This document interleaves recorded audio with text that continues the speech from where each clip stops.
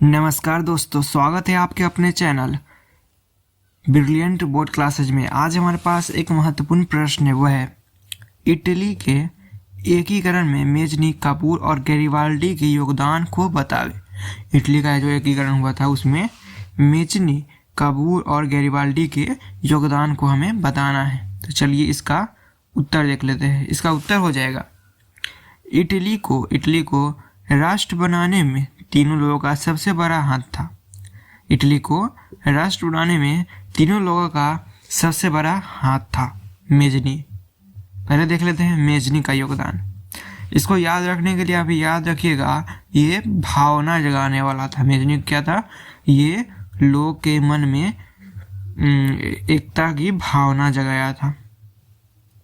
Mazzini को Italy के एकीकरण का मसीहा या आत्मा कहा जाता है। मेजनी को क्या कहा जाता है? तो मेजनी के इटली के एकीकरण का मसीहा या आत्मा कहा जाता है। उन्होंने यंग इटली नाम की एक संस्था बनाई। उनका काम लोगों के मन में अपने देश के प्रति प्यार जगाना और उन्हें यह समझाना था कि पूरा इटली एक होना चाहिए। तो ऐसे ही आप समझ गए होंगे कि मेजनी क्या था। उन्होंने लोगों के मन में भावना जगाई थी एकता के लिए। मेजनी के एकीकरण के लिए लोगों के मन में एक भावना जगाई थी। तो दूसरा देख लेते हैं। दूसरा हो जाए काबूर का काम था दिमाग लगाने वाला। यह था दिमाग लगाने वाला।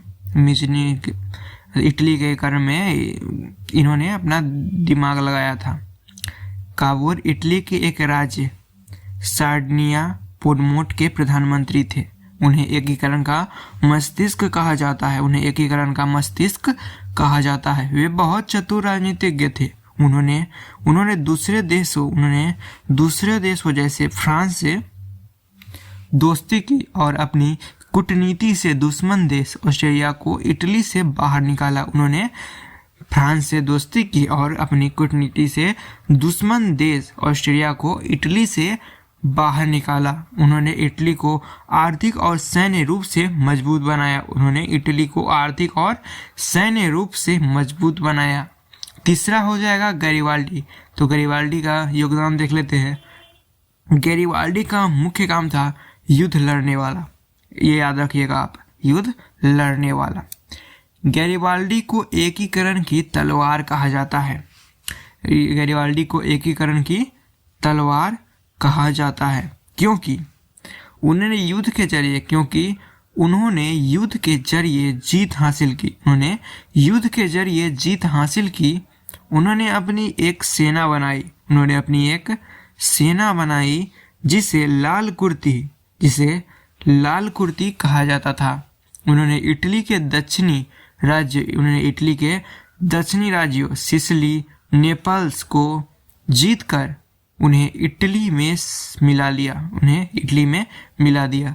उनकी सबसे बड़ी महानता यह थी कि जीतने के बाद उन्होंने सारा राजपाट राजा को सौंप दिया और खुद खेती करने चले गए।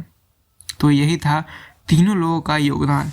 तो इस वीडियो में इतना ही। अगर ये वीडियो आपको पसंद आया तो हमारे चैनल को सब्सक्राइब करें, वीडियो को लाइक करें और इस चैप्टर के और वीडियो आप हमारे प्लेलिस्ट में जाकर देख सकते हैं। तो मिलते हैं ऐसे ही अगले वीडियो में, तब तक के लिए धन्यवाद।